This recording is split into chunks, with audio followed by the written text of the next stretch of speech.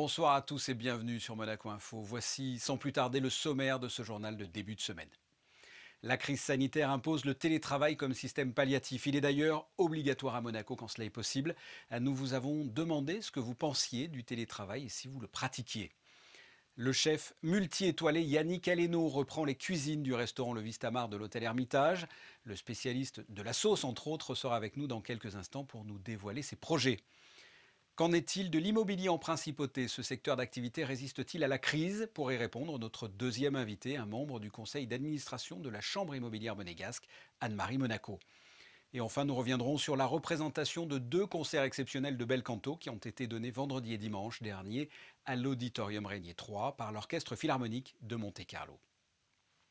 Mais avant cela, comme je vous l'ai dit, avec l'évolution de la situation sanitaire en principauté, le télétravail est obligatoire quand cela est possible. Il faut souligner qu'à la date de ce dimanche, 70 personnes atteintes de la Covid-19 étaient prises en charge au CHPG, dont 10 en réanimation, et 161 personnes sont gérées par le centre de suivi à domicile. Compte tenu de ces chiffres sanitaires, le gouvernement privilégie le recours au télétravail, d'autant que ce système a fait ses preuves à la sortie du confinement au printemps dernier. Environ 10 000 salariés avaient opté pour le travail à distance, ce qui a d'ailleurs généré une baisse du trafic automobile à hauteur de 20%. Juliette Rappert vous a donc demandé si vous étiez favorable au télétravail et comment l'abordez-vous? Voici la réponse. Et je trouve que c'est un confort, c'est assez agréable de pouvoir travailler de chez soi. Et puis dans la situation actuelle, il faut que tout le monde y mette du sien. Pour moi, c'est vraiment très pénible. Après, il faut comprendre la situation. Mais bon, moi, je ne suis pas spécialement favorable. Complètement favorable. Il me semble que c'est pas plus difficile que ça. On peut pratiquer le télétravail facilement. Moi personnellement c'est pas mon cas, mais pour ceux qui le peuvent, je trouve ça bien. Au moins ça vide un peu, ça fait moins de monde. Je pense que c'est très bien le télétravail, ça permet quand même de travailler chez soi, donc de garder un contact quand même. Bon, évidemment, il y en a qui considèrent que ça coupe un peu le lien social, mais enfin, de toute façon, en cette période, il faut tout faire pour éviter la propagation du virus. Et une profession que l'on a du mal à pratiquer en télétravail, celui de la restauration, mise à mal par le virus. Eh bien aujourd'hui, une annonce a été faite à la SBM, la venue du chef Yannick Aleno, derrière les fourneaux du restaurant de l'hôtel Hermitage, le Vistamar. S'il fallait encore présenter ce chef triplement étoilé, nous pourrions dire qu'avec l'ensemble de ces établissements à travers le monde, ce ne sont plus des étoiles, mais une constellation que propose sans conteste un des plus grands chefs de cuisine. Et nous sommes avec lui, Yannick Aleno. Bonsoir et bienvenue à Monaco. Merci beaucoup, je suis ravi d'être là. Vous prenez la tête du Vistamar, le restaurant de l'Hermitage. Qu'est-ce que vous inspire ce lieu, tout simplement?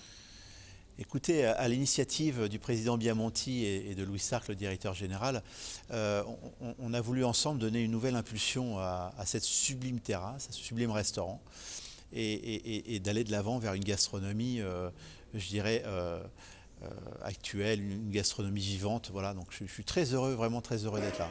Et comment se fait-il que vous ayez repris les cuisines de l'Hermitage? Racontez-nous comment ça s'est passé. Comment ça s'est passé?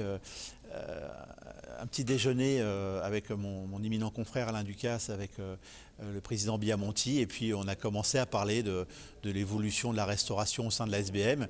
Et puis naturellement, le président Biamonti m'a dit écoutez, on a peut-être cet endroit, vous devrez regarder. Si ça vous convient, on serait ravis de faire en sorte de continuer à avancer et de faire une attractivité supplémentaire pour Monaco. Voilà, donc j'ai accepté avec beaucoup de plaisir et honneur cette responsabilité. Ça s'est fait autour d'un déjeuner. On vous connaît bien sûr, mais rappelez-nous quelle est la marque de fabrique de Yannick Aleno. Si vous deviez vous définir votre cuisine, qu'est-ce que vous diriez? Moi, je suis un chef saucier, j'adore ces grandes sauces. D'ailleurs, j'en ai inventé une nouvelle extrêmement légère, faite ce que j'ai appelé l'extraction, c'est la réduction par le froid des éléments que l'on veut traiter en sauce. Donc c'est complètement nouveau et moderne, ce qui permet d'avoir une cuisine estivale extrêmement légère, moderne, digestible. Enfin bref, moi j'aime m'amuser avec les aliments. Et qu'est-ce que vous allez proposer ici? C'est une continuité de ce que faisait le Vistamar ou ça sera du Aleno pur et dur et on change totalement? Alors, vous savez, j'ai aux Champs-Élysées créé un concept qui s'appelle le pavillon. Donc c'est un comptoir gastronomique comme ça où les gens viennent aussi s'amuser évidemment. Et donc c'est la continuité de pavillon que vous allez pouvoir vivre ici, donc avec une vraie identité alénesque si j'ose dire. Et donc il va y avoir des aménagements, j'imagine? Alors là, la terrasse est entièrement refaite, ouais, entièrement refaite pour accueillir une nouvelle saison avec une carte large, avec beaucoup de produits évidemment locaux. Hein. Il faut absolument rester centré sur ce terroir incroyable, la mer, etc. Donc on va proposer une cuisine qui est adaptée aux desiderata de notre belle clientèle. La restauration, la gastronomie dans ce contexte actuel est durement touchée. Quel constat vous pouvez faire de cette période extrêmement compliquée ? Un constat combatif, je pense qu'il faut aller de l'avant, il faut donner de l'espoir à nos cuisiniers, nos cuisinières, à nos serveurs, nos serveuses, leur dire qu'on continue d'avancer malgré tout et c'est pour ça que je suis assez content que la SBM prenne le parti et le pari de faire encore plus vivant. Voilà. Je pense qu'il faut se montrer extrêmement vivant aujourd'hui. Et reprendre les cuisines du Vistamar dans ce contexte, c'est un pari risqué selon vous ou pas du tout ? Risqué, vous savez, je suis très content d'être enfin à Monaco. Ça fait des années que je rêve de travailler dans ces conditions-là. Le risque, il est de mal faire son travail, mais ce n'est pas notre objectif. On va faire plaisir aux gens, vraiment. Et vous savez, quand vous êtes généreux dans vos propositions, généreux dans votre action et authentique dans votre action, vous faites quelque chose qui touche le cœur des gens et qui touche évidemment l'envie d'aller au restaurant. Et tout le monde a envie d'aller au restaurant à nouveau, je veux dire. Surtout en ce moment, oui. Ah ouais, on sent les gens. Terrible. Vivement qu'on réouvre, quoi. Donc voilà, ça va être formidable. On va faire une saison extraordinaire. Vous tenez pas mal d'établissements à travers le monde. On aura l'occasion de vous voir souvent sur Monaco ? Oui, moi j'habite en Italie, j'ai une maison en Italie, donc ce serait le crochet idéal pour moi que de m'arrêter à Monaco avant de revoir un petit bout de ma Toscane. Voilà. Si on résume un peu cet entretien, vous avez employé le mot générosité, c'est ça la cuisine ? C'est avant tout ça, c'est un acte d'amour. La cuisine, c'est un acte de... Ça fait du bien. Voilà. Ça fait du bien de cuisiner, ça fait du bien d'apprécier un bon repas. Avec une bonne sauce. Yannick Aleno, merci d'avoir répondu à mes questions. Merci de votre accueil, merci beaucoup. Merci. Je vous propose d'écouter à présent Jean-Luc Biamonti, le président délégué de la Société des Bains de Mer. Vous allez l'entendre, en cette période de crise, la venue d'un chef de cette renommée est une plus-value pour le groupe. On espère avoir un nouveau point d'attractivité de restauration en principauté. À court terme, vous savez qu'on fait tout ce qu'on peut pour soutenir le gouvernement dans cette politique d'éviter que Monaco soit une ville morte. Donc avoir un nouveau point d'attraction cet été, c'est bien. Et c'est pas la moindre des choses. Pouvoir faire cette nouvelle initiative nous permet de sauver des emplois quand même. Parce qu'on espère que le restaurant avec Yannick Aleno marchera mieux qu'il ne marchait sans Yannick Aleno. Et si ça marche mieux, il y a besoin de plus de personnel. Et dans le plan de restructuration et de relance, ça nous permet de sauver 7 emplois. Je n'ose plus faire de prévisions, mais enfin oui, en tout cas on se bat. On n'est pas les bras ballants, on ne se laisse pas dominer par le virus. Et voilà, on essaye de battre et de prendre des initiatives pour relancer la principauté dès qu'on pourra. Il faut que le virus nous aide un peu, quoi, quand même. Voilà ce que l'on pouvait dire de l'arrivée de Yannick Aleno à Monaco. Nous vous retrouvons, Christine Datomel, pour un point sur l'actualité et on débute avec des travaux. Oui, les travaux qui ont lieu actuellement au niveau de la rue Florestine se poursuivent. À noter, Fabien, que la circulation des véhicules est interdite dans la rue Princesse Florestine, dans sa section comprise entre la rue Suffren-Raymond et la rue des Princes. Et dans ce sens, cette modification circulatoire prendra fin le vendredi 30 avril à 17 h. Souvenez-vous, durant les périodes de fêtes de fin d'année, vous aviez la possibilité de faire briller un arbre de Noël grâce à une belle opération qui s'est tenue sur le port Hercule. Oui, effectivement, Fabien, l'opération solidaire Une Lumière pour Noël permettait à ceux qui le souhaitaient de faire un don financier via une banderole et un QR code au profit de Fight-Aids Monaco et de la Croix-Rouge monégasque. Eh bien, en présence de Frédéric Platini, le secrétaire général de la Croix-Rouge monégasque, le prince souverain vient de remettre à sa sœur, la princesse Stéphanie, le résultat de cette belle opération. Il lui a remis un chèque d'un montant de 6 000 €, une somme qui sera partagée entre les deux associations monégasques. Navigation, vous revenez sur la 8e Monaco Sportsboat Winter Series. 23 équipages se sont retrouvés à l'occasion du deuxième acte des Monaco Sportboat Winter Series. Les monégasques de G-Spot ont décroché la victoire, suivi d'un second équipage monégasque issu lui aussi du Yacht Club de Monaco. Les deux formations monégasques ont été les seules à pouvoir réellement tenir la dragée haute aux champions d'Europe en titre, Claudia Rossi et ses hommes. Les régatiers se retrouveront du 4 au 7 mars pour la 37e Primo Cup Trophy Crédit Suisse, qui comptera également comme troisième acte des Monaco Sportboat Winter Series. Et puis une belle victoire pour l'AS Monaco. Oui, Fabien, les Monégasques se sont imposés dimanche à Nîmes, remportant le match 4-3. Ils signent ainsi leur 7e victoire d'affilée en Ligue 1 et restent dans le sillage des 3 premiers, à savoir l'Olympique Lyonnais, Lille et le PSG. Merci Christinda, on vous retrouve dans quelques instants, mais avant cela, faisons un tour dans l'univers de l'immobilier. L'IMSEE, l'Institut monégasque de la statistique et des études économiques, a sorti un observatoire dédié à ce secteur d'activité. A noter par exemple que le prix moyen au mètre carré diminue légèrement, de 1,1%, passant ainsi en dessous des 48 000 € le mètre carré, 47 619 € pour être précis, et le montant cumulé des transactions, autrement dit la vente et la revente, diminue nettement, moins 22,3%. Et retrouve un niveau comparable à 2017. Pour développer tout cela, nous sommes avec un membre du conseil d'administration de la Chambre immobilière monégasque, Anne-Marie Monaco. Bonsoir. Bonsoir. Comment se porte le secteur de l'immobilier monégasque dans le contexte actuel? Écoutez, je pense que la profession n'a pas vraiment à se plaindre. Évidemment, nous avons eu quand même quelques difficultés en 2019 parce que nous n'avons pas travaillé toute l'année. Mais dans l'ensemble, nous sommes contents des résultats. Le prix au mètre carré a évolué depuis l'année dernière, depuis cette crise sanitaire, ou pas du tout? Écoutez, je pense que vous faites allusion à l'Observatoire de l'immobilier. Si vous regardez, on a perdu à peu près 1%. Je ne pense pas que 1% soit quelque chose de significatif. Dans les autres pays, ils commencent à considérer les chiffres quand ils baissent de plus de 5%.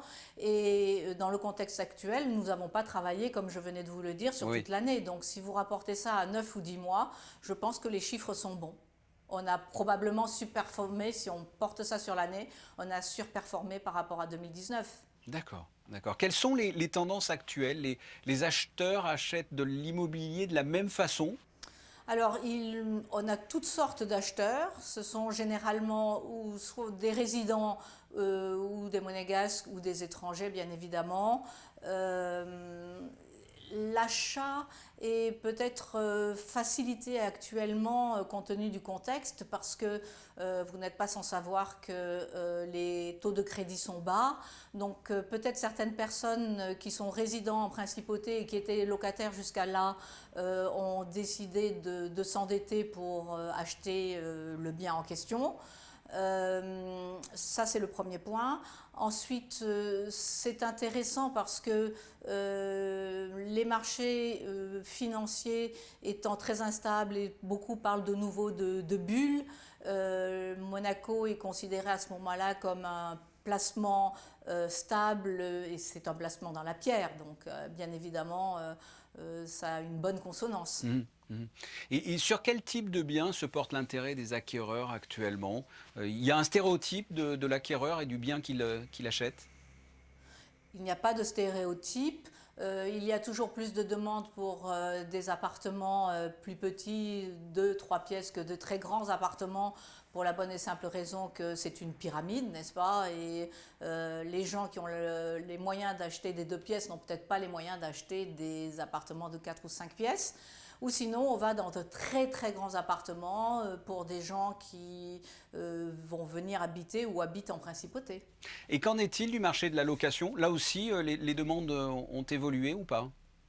Alors, le marché de la location, les demandes ont-elles évolué? Dans un sens, oui. Nous avons moins de demandes sur les studios. Donc leur rentabilité est devenue celle du marché des autres biens, c'est-à-dire entre 1,8 et 2%, alors qu'elle était anormalement montée parce qu'il y avait une demande qui ne correspondait pas vraiment à la réalité de la manière dont les gens résidaient en principauté. Après, c'est évident que la crise Covid fait qu'il y a peut-être moins d'entreprises qui sont amenées à employer de nouvelles personnes. Disons que les embauches sont plutôt gelées, donc il y a moins de gens qui se déplacent sur Monaco. Mais quand même, dans l'ensemble, on a les gens qui partent, parce qu'il y a des gens qui partent, il ne faut pas se cacher là-dessus, sont souvent remplacés par de nouveaux arrivants. Donc Monaco sort son épingle du jeu. Et la politique mise en œuvre à Monaco pour lutter contre la crise, a-t-elle joué en faveur de l'immobilier monégasque ou pas du tout ? Alors, l'avantage que l'on a eu, c'est qu'on a été, par rapport à la France, moins longtemps confiné. Donc, dès le mois de mai, le marché est reparti. Par rapport à d'autres pays étrangers aussi. Les mesures qui ont été prises sont des bonnes mesures puisque les gens ont continué à circuler. Donc, dans la mesure où ils ont presque une vie normale, si ce n'est le couvre-feu, ils sont enclins à venir en principauté pour la qualité de vie. Donc, je pense que le gouvernement a pris les mesures qui étaient adéquates à la situation sanitaire et pour préserver l'économie aussi. Donc c'est un bon point. Et dernière question, comment voyez-vous l'avenir proche de l'immobilier à Monaco ? Écoute, je n'ai aucun souci pour l'immobilier à Monaco pour les différentes raisons que l'on a invoquées jusqu'à maintenant. Et je pense qu'on aura de toutes les manières un renouvellement des résidents. Et ce renouvellement se fait normalement. Normalement. Anne-Marie Monaco, merci d'avoir répondu à mes questions. Je vous en prie, au revoir. On vous retrouve une nouvelle fois pour la suite de l'actualité, Christinda, avec une page culture. Un concert a été donné au profit de l'Arche. Oui, ce week-end s'est tenu le 7e gala, l'Arche du Cœur en Principauté. Ouvert il y a une dizaine d'années, à Grasse, l'Arche accueille une trentaine de personnes adultes en situation de handicap. Et c'est dans un esprit familial que ces personnes cuisinent, jardinent et participent à différentes activités ou encore pratiquent tout simplement l'artisanat. Eh bien, pour pouvoir se maintenir et se développer, l'Arche a besoin d'aide matérielle. C'est pourquoi chaque année, l'association monégasque des Amis de l'Arche de Jean Vanier organise un spectacle caritatif dont la recette est intégralement reversée à l'Arche. Cette année, c'est le clown et ventriloque Ciboulette qui s'est adressé au public dans la joie et la bonne humeur. De nombreux autres artistes, musiciens, professionnels et amateurs ont également offert leurs prestations pour l'Arche samedi au Théâtre des Variétés. À noter également un autre concert cette fois, mais au Théâtre des Variétés. Oui, Annick Cizaruk et David Venitucci donneront un concert samedi 13 février au Théâtre des Variétés à 15h. Les deux artistes interpréteront ensemble des chansons de Léo Ferré. Un concert hommage qui retrace en musique la vie de l'artiste. Alors, pour réserver vos places, un numéro de téléphone, le 06 80 02 69 85. Et puis mardi, à défaut d'un apéro, un happy hour musical.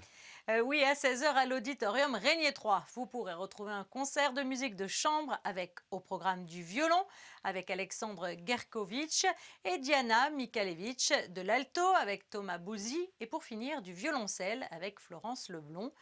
Plus de renseignements en composant le 98 06 28 28. Et si les adultes sont comblés musicalement cette semaine, qu'en est-il pour les enfants ? Eh bien, la bibliothèque Princesse Caroline propose aux enfants un atelier découverte musicale ce mercredi à 15h30. Un atelier qui mettra en lumière le conte Pierre et le loup et qui s'adresse aux petits de 3 à 5 ans. Les réservations s'effectuent en composant le 93 15 22 72. L'entrée est libre. On reste dans le domaine musical avec deux concerts exceptionnels de bel canto qui ont été donnés vendredi et dimanche dernier à l'auditorium Régnier 3 avec l'orchestre philharmonique de Monte-Carlo dirigé par Riccardo Frisa et deux stars du chant, Karine Dehé et Marina Rebecca. Reportage de José Sacré.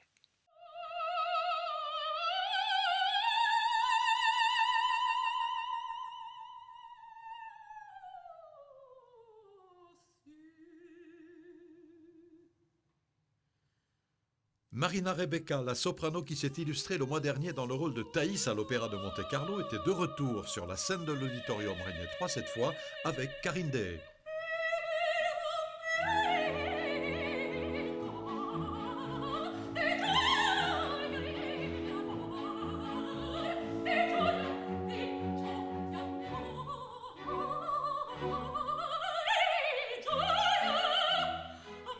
Karine Dehé est considérée comme l'une des meilleures mezzo-sopranos de sa génération.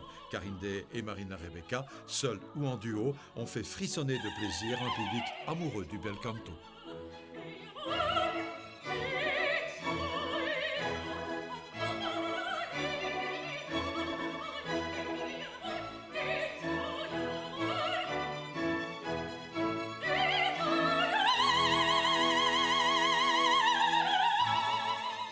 bel canto, littéralement, ça veut dire beau chant. C'est de la musique créée pour mettre en valeur la beauté de la voix de l'artiste et aussi la virtuosité. Parce qu'il faut avoir une belle voix, mais aussi une technique d'en faire. Il faut faire des legati et après il faut faire des aigus, des coloraturas. Donc, comme je disais, c'est du feu d'artifice surtout, feu d'artifice vocal.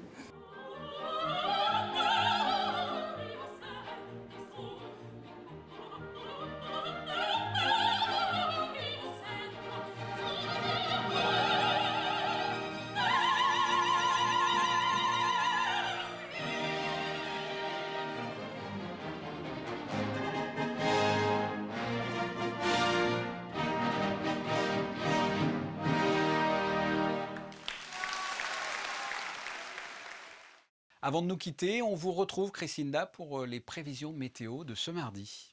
Mardi, le temps est instable, nuageux avec des averses. De fortes rafales également atteignant les 39 km/h traverseront la région. Du côté du thermomètre, il fera 7 degrés le matin et 12 l'après-midi. Le soleil se lèvera à 7h36 et se couchera à 17h52. Mardi 9 février, nous fêterons les Apollines. Merci, on se quitte avec les clichés du jour consacrés au making-of du shooting photo autour de la campagne de la Journée de la Femme, journée qui se déroulera dans un mois, jour pour jour, le 8 mars, avec pour thème les femmes en première ligne pendant le confinement. Ce journal est terminé. On se retrouve, si vous le voulez bien, mardi dès 19h pour une nouvelle édition. À très bientôt. Au revoir.